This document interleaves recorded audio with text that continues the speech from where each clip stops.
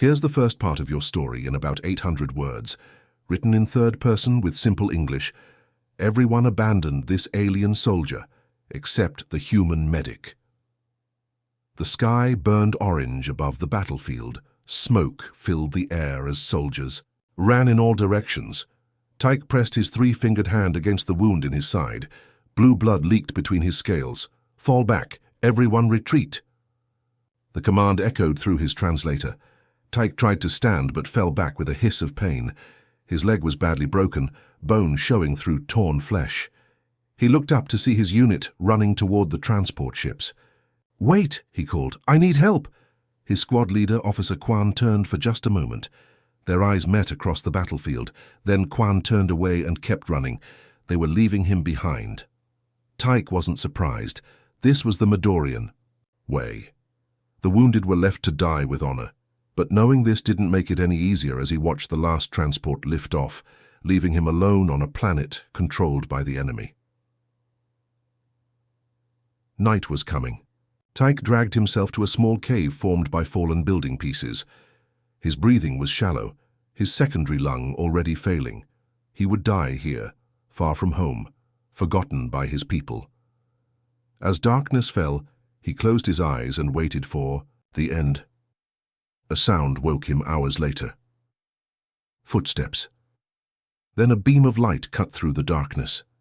"Hello? Is anyone alive out here?" A voice called in universal standard language. Tyke stayed quiet. If it was the enemy, they would kill him. Better to die peacefully in his sleep. The light came closer. Then a face appeared at the entrance to his hiding place. A human face. Female with short dark hair and eyes that widened when they saw him. "I found someone," she called over her shoulder. Then to Tyke, "Don't worry, I'm a medic. I'm here to—" "Help," Tyke hissed weakly. "Why would a human help me?" The woman, her uniform patch said Gia, was already scanning him with a medical device. "Because you're hurt and that's what medics do." "My people left me to die," Tyke said. "It is our way." Gia frowned. "Well, it's not our way." She touched her communicator. "This is Medic Gia. I've found a wounded Midorian soldier, requesting extraction." The voice that answered was sharp with alarm. "Negative. Enemy forces are heading to your position. All units must evacuate immediately. That's an order." Gia looked at Tyke, then back at her communicator. She took a deep breath. "I can't leave him. He'll die without medical attention."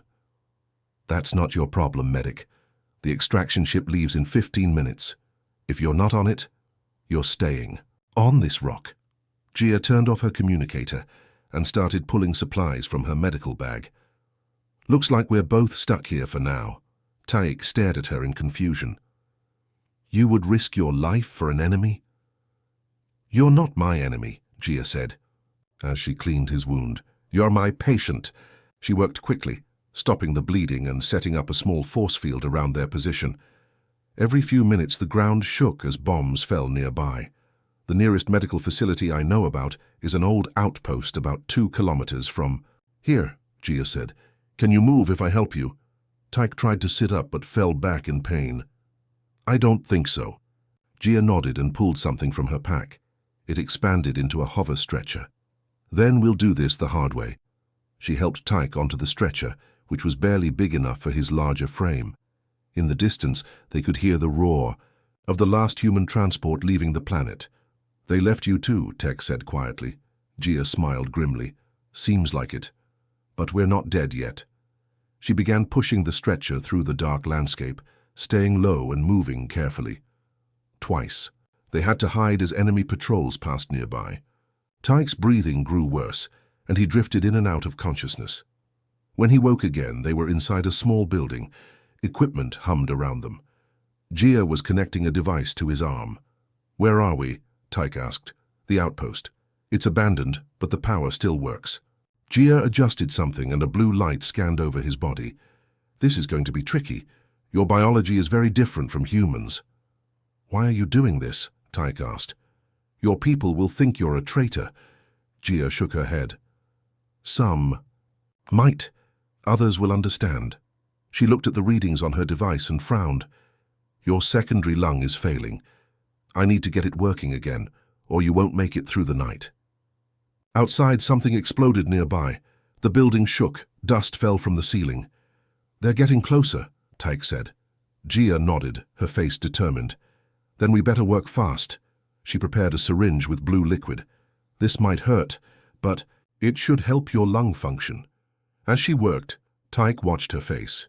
He had never understood humans before. Their strange ideas about helping the weak seemed foolish to his people. But as this human fought to save his life, while her own was in danger, Tyke wondered if perhaps his people had been wrong all along. Here's the second part of your story in about 800 words, written in simple English with a third-person perspective. The blue liquid from Gia's syringe made Tyke's scales ripple with pain. He hissed and tried to pull away, but he was too weak. "I'm sorry," Gia said, checking her medical scanner. "Your biology is so different from humans. I'm trying my best." Tyke's breathing grew more labored. His secondary lung wasn't responding to the treatment. Gia ran her hands through her hair in frustration, then began searching through the abandoned outpost's medical supplies. "Your medicine won't work on me," Tyke said between painful breaths. "Let me die with honor." Gia ignored him, pulling out containers and reading labels. "Honor won't keep you alive, and I didn't risk my career and my life just to watch you die." The ground shook as another explosion hit somewhere nearby. Enemy forces were getting closer. Tyke watched the human work. In his culture, medics existed only to treat those who could return to battle quickly. The seriously wounded were left behind. It was efficient. It was tradition. "Why waste resources on one who cannot fight?" he asked. Gia found what she was looking for, a small container of purple powder. "Every life has value," she said simply. "That's what humans believe." She mixed the powder with water and approached him again. "This might help. It's designed for the Centaurian respiratory system, which has some similarities to yours." Tyke turned his head away. "I don't want your help." "Too bad," Gia said firmly. "You're getting it anyway." She administered the mixture through a breathing mask. At first, nothing happened. Then slowly Tyke felt his secondary lung begin to expand more easily. The crushing pain in his chest eased slightly. "It's working," Gia said, smiling as she checked her scanner. Not perfect, but better. Tyke was surprised. Maybe there was something to human medicine after all. As night fully settled, Gia set up perimeter alarms and prepared a meal from emergency rations. She offered some to Tyke, but he refused. "You should eat," she said. "You need strength to heal." "Why do you care if I heal?" Tyke asked. "I am your enemy." Gia sat down next to his makeshift bed. "Out there, maybe our people are enemies. But in here, I'm a medic, and you're a patient. Nothing else matters." Tyke had never heard such ideas before. On his world, everything was about strength and victory. The weak were left behind, but this human was risking everything for someone she didn't even know. "My name is Tyke," he said. Suddenly, it felt important that she know. She smiled. "I'm Gia. Nice to meet you, even under these circumstances." An alarm beeped on her scanner. Tyke's temperature was rising, a bad sign for his species. Gia frowned and adjusted the treatment. "Tell me about your home," she said, trying to keep him alert while she worked. Tyke was silent for a moment. "It is a cold world. 3 moons, mountains that touch the clouds." "Sounds beautiful," Gia said. "It is harsh. Only the strong survive." Tyke looked at her curiously. "What about your world?" "Earth. It's varied. We have deserts, forests, oceans, mountains, all kinds of environments, and all kinds of weakness you protect," Tyke said. "But—" There was less judgment in his voice now. Gia smiled sadly. "We protect each other. That's our strength." The perimeter alarm suddenly blared. Someone was approaching the outpost. Gia quickly turned off the lights and grabbed her sidearm. "Stay quiet," she whispered to Tyke. They listened as footsteps circled the building. Through a crack in the wall, Tyke could see the distinctive armor of a Madorian patrol. His people had come back. For a moment he thought about calling out to them. They were his people, after all. But then he remembered Officer Kwan's eyes as he left Tyke to die, and he thought about this human who had risked everything to save him. The patrol moved away after a few tense minutes. Gia let out a breath she'd been holding. "They'll be back," Tyke said quietly. Midorians are thorough. Gia nodded and returned to treating his wounds. Then we need to make sure you can move by then. I think I found something that might help your bone healing. She applied a gel to his broken leg. The pain immediately lessened. How did you learn to treat alien species? Tyke asked. I specialized in xenobiology, Gia explained. But a lot of this is improvisation. Tyke watched her work with new respect. Perhaps there was more than one kind of strength in the universe. If I survive, he said slowly, my people will consider me dishonored for accepting help. Gia looked up from her work. And what do you think? Tyke was quiet for a long time before answering. I think I have much to learn about humans. Outside, the sounds of battle continued, but inside the small outpost, something was changing. A bridge forming between two very different worlds. The storm arrived without warning. Dark clouds rolled across the sky, bringing strong winds that shook the small outpost. Gia checked the weather sensors and frowned. It's a magnetic storm, she told Tyke. Our communications will be down until it passes. Tyke looked out the small window. Lightning flashed across the sky, but it was strange, purple and blue instead of white. On this planet, even the storms were alien. How long will it last? He asked. Gia shrugged. Hours. Maybe all night. She turned back to her medical scanner, and her expression grew serious. Your condition is getting worse. The treatment for your lung is helping, but your body is fighting an infection from your wounds. Tyke could feel it, a burning sensation spreading through his veins. Among his people, such infections were often fatal. Without the advanced medical facilities of a Midorian ship, his chances were poor. I have faced death before, he said, trying to sound brave. Gia wasn't listening.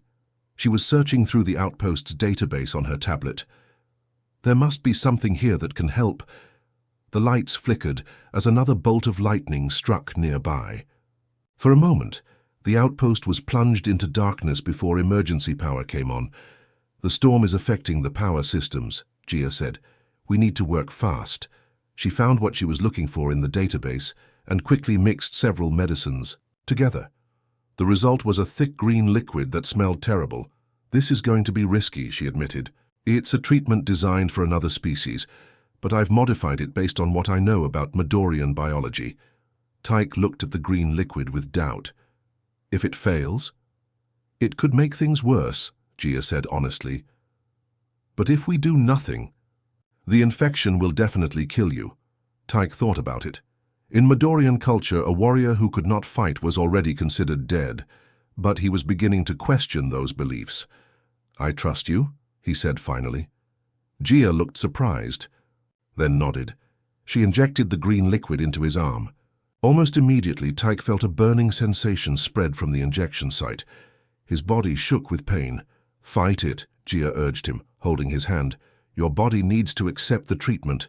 Tyke gritted his teeth against the pain. Tell me about your world, he gasped, trying to distract himself.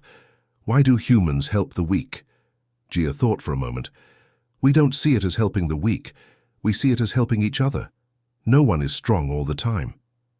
In my culture, Tyke said, between painful breaths, strength is everything. Weakness is shameful. And who decides what is weak? Gia asked. On Earth long ago we thought physical strength was most important. But then we realized there are many kinds of strength. Intelligence, compassion, determination. The pain was intense now. Tyke felt like his blood was on fire. Compassion seems weak, he managed to say. Is it? Gia asked. It takes more courage to help others than to walk away. It's easy to abandon someone. It's hard to stay and fight for their life. Tyke thought about Officer Kwan, who had left him to die, and about this human who stayed despite the danger. Suddenly his body convulsed. His back arched and his eyes rolled back. Gia quickly prepared another injection. Stay with me, Tyke, she shouted. Don't give up. The second injection seemed to help. Slowly the convulsions stopped. Tyke fell into a deep sleep. Gia checked her scanner and sighed with relief. The infection was starting to retreat. Outside, the storm raged on. Inside, Gia sat by Tyke's side, monitoring his condition and adjusting his treatment when needed. Hours passed. The night grew deeper. When Tyke finally opened his eyes again, the storm was still howling, but the pain had lessened. He felt weak, but no longer burning from within. "You saved me," he said quietly. Gia, who had been dozing in her chair, jerked awake. She checked her scanner and smiled. "You saved yourself. You fought hard." "Because you showed me how," Tyke replied. They sat in comfortable silence for a while, listening to the storm. Then Tyke spoke again. "On my world we have a saying, the strongest warrior stands alone, but I think this is wrong. No one can stand alone against everything." Gia nodded. "On Earth we say no man is an island. We need each other to survive." "Like you and me," Tyke said. "Different species, different beliefs. But together, we survived this night." As if responding to his words, the storm outside began to lessen. The violent winds calmed and the lightning became less frequent. "The storm is passing," Gia said, looking outside. "Morning will come soon." Tyke followed her gaze to the window. "And with it, more dangers." "We'll face them together," Gia said, confidently. For the first time since being abandoned on the battlefield, Tyke felt hope, not just for survival, but for something new, something his people had forgotten long ago: the value of trust. The morning sun revealed a changed landscape. The storm had scattered debris across the fields and washed away many signs of battle. Tyke stood at the window of the outpost, testing his newly splintered leg. It still hurt, but he could put weight on it now. The medicine worked better than... "I hoped," Gia said, packing her medical supplies. "You heal quickly." "All Midorians do," Tyke replied. "It is how we evolved to survive." Gia checked her scanner again. "All communications are still down from the magnetic storm. We need to find a way to contact my people." Tyke was about to respond when he noticed something in the distance, a glint of metal in the morning sun. "Get down," he hissed, pulling Gia away from the window. "What is it?" she whispered. "Patrol? Midorian by the look of the armor." They peered carefully around the edge of the window. 5 Midorian soldiers were moving methodically across the field, weapons ready. "They're searching." "For survivors," Tyke said. Gia looked worried. "Will they help us?" Tyke shook his head. "They will help me only if I am fit to fight, and they will see you as an enemy." He hesitated, then reached for his uniform pocket. From it he pulled a small data chip. "Before the battle, I intercepted communications. Vital information about enemy supply routes and weapon storage." He held up the chip. "This is why my commander left me behind. He works for both sides. If I return with this, it would expose him." Gia stared at him. "You're saying your own commander is a traitor?" "Yes, and he is not alone." Tyke's expression was grim. "There is corruption at the highest levels of our military." Outside, the patrol was getting closer. They had maybe 5 minutes before they would reach the outpost. "We need to leave," Gia said, gathering the most essential supplies. "Is there a back way out?" Tyke nodded toward a small maintenance door. "That leads to underground tunnels. This outpost was built for defense." They moved. Quickly, Tyke limping but able to walk with Gia's help. Just as they reached the door, they heard the front entrance of the outpost slam open. "Search everything," a voice commanded in the Midorian language. Tyke and Gia slipped through the maintenance door and into the dimly lit tunnel beyond. They moved as quietly as possible, hearing the sounds of the search above them. "Where do these tunnels lead?" Gia whispered. "I'm not sure," Tyke admitted, "but away from here is good enough for now." They had gone about 100 meters when they heard new sounds behind them, footsteps in the tunnel. The patrol had found the maintenance door. "Run!" Tyke said, pushing through the pain in his leg. They ran through the winding tunnels, taking turns without knowing where they led. The footsteps behind them grew louder. Then suddenly the tunnel ended at a metal door. Gia tried the handle. "It's locked." Tyke examined the control panel beside the door. "Stand back," he said, then smashed the panel with his fist. Sparks flew, but the door slid open. They rushed through into blinding sunlight. They were on the far side of a hill, the outpost no longer visible, but their relief was short-lived. Standing in front of them was another patrol, this one human. "Don't move," the human soldier shouted, raising his weapon. Gia stepped forward, hands raised. I'm Medic Gia, Earth Forces. The soldier looked suspicious. You were reported missing, presumed dead. His eyes narrowed at Tyke. And you're harboring an enemy combatant. He's not an enemy, Gia said firmly. He has vital intelligence about traitors in the Midorian command. Before the soldier could respond, laser fire erupted from the tunnel behind them. The Midorian patrol had caught up. Get down! The human soldier pushed them aside as he and his team returned fire. In the chaos, Tyke spotted a familiar face among the Midorian patrol. Officer Quan, the one who had abandoned him. Their eyes met across the battlefield once again, but this time, Tyke wasn't helpless. He held up the data chip so Quan could see it. The officer's eyes widened in recognition and fury. The human saved me, Tyke called out in Midorian, and now I will expose your betrayal. Quan aimed his weapon directly at Tyke, but before he could fire, one of the human soldiers shot him in the shoulder. Quan and his patrol retreated back into the tunnel. When the firing stopped, the human soldier turned to Gia and Tyke. You two have a lot of explaining to do, Gia nodded, and he has information that could change the course of this war. As they were escorted to the human transport, Tyke looked back at the tunnel entrance. He had been hunted by his own people and saved by his supposed enemies. The universe, it seemed, was full of surprises. The journey to the human base took 2 days. Tyke and Gia traveled in a small transport with 6 human soldiers who kept careful watch on the Midorian. Tyke didn't blame them for their caution. Until a few days ago, he would have seen them only as enemies to destroy. We're approaching Camp Horizon, the pilot announced as they flew over a vast forest. Below them, a clearing appeared, filled with temporary buildings and ships. The human base was smaller than Tyke had expected, but well organized. As they landed, a crowd gathered. Most had never seen a Midorian up close before. Tyke could feel their stares as he limped down the ramp, still leaning on Gia for support. A tall man with grey hair stepped forward. The insignia on his uniform marked him as a high-ranking officer. Commander Park, Gia saluted. I have important information to report. The commander looked from Gia to Tyke with a raised eyebrow. I'm sure you do. Both of you come with me. They followed him to a secure room where Tyke handed over the data chip. Technicians worked quickly to decode it, projecting the information onto a large screen. This confirms what we suspected, Commander Park said grimly. Certain Midorian officers have been selling information to the enemy. He turned to Tyke. Why are you sharing this with us? Tyke stood as straight as his injured leg allowed. My people have lost their way. They talk of honor, but practice betrayal. They leave their wounded to die while making deals with the enemy. And what do you want in return? Commander Park asked suspiciously. Justice, Tyke replied simply, for those who have betrayed both our peoples. The commander studied him for a long moment, then nodded. We'll need to verify everything, of course. Of course, Tyke agreed.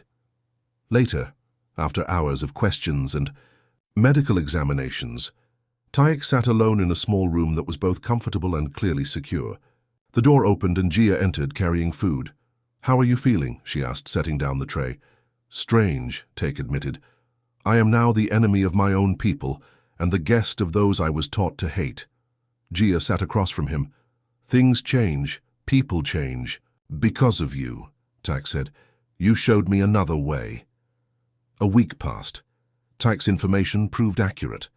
The human forces launched precise strikes against enemy supply routes, crippling their ability to continue the war. The corrupt Midorian officers were exposed, creating chaos in their command structure. Commander Park called Tyke and Gia to his office. The Midorian High Command has requested a meeting, he told them. Your revelations have caused quite a stir. What will happen to me? Tyke asked. That depends on you, the commander replied. You could request asylum with us. Tyke hadn't considered this possibility. To never return to his homeworld, to live among humans. It seemed impossible. Yet when he looked at Gia, he remembered how she had risked everything to save him, how she had shown him that compassion was not weakness, but a different kind of strength. Have a different proposal, Tyke said slowly. My experience has shown me that our peoples have much to learn from each other, particularly in medicine. What are you suggesting? Commander Park asked. A new alliance, starting with a medical exchange program, Midorian strength combined with human compassion. Gia's eyes widened. It could work. We could save so many lives on both sides. 2 months later, Tyke stood before a mixed audience of humans and Midorians. His new uniform bore the symbols of both worlds and the universal medical emblem. "Today we begin a new chapter," he announced. "No longer will any soldier be abandoned on the battlefield. No longer will we waste lives that could be saved." In the front row, Gia smiled up at him. Beside her sat several Midorian officers who had secretly opposed the corruption in their ranks. They had embraced Tyke's new vision with surprising enthusiasm. After the ceremony, Tyke found Gia outside, looking up at the stars. "Your world is out there somewhere," she said, pointing to a distant star. "Yes," Tyke replied. "But my future is here." A shuttle landed nearby. From it emerged a young Midorian soldier, badly wounded but alive. Human and Midorian medics worked together to transfer him to the new joint medical facility. "It's just the beginning," Gia said. Tyke nodded. "One life at a time. That's how we change the universe." As they walked toward the medical facility, others joined them, humans and Midorians working side by side. What had begun with one human's refusal to abandon an alien soldier was growing into something neither world had seen before. A true alliance based not on power, but on the shared belief that every life was worth saving.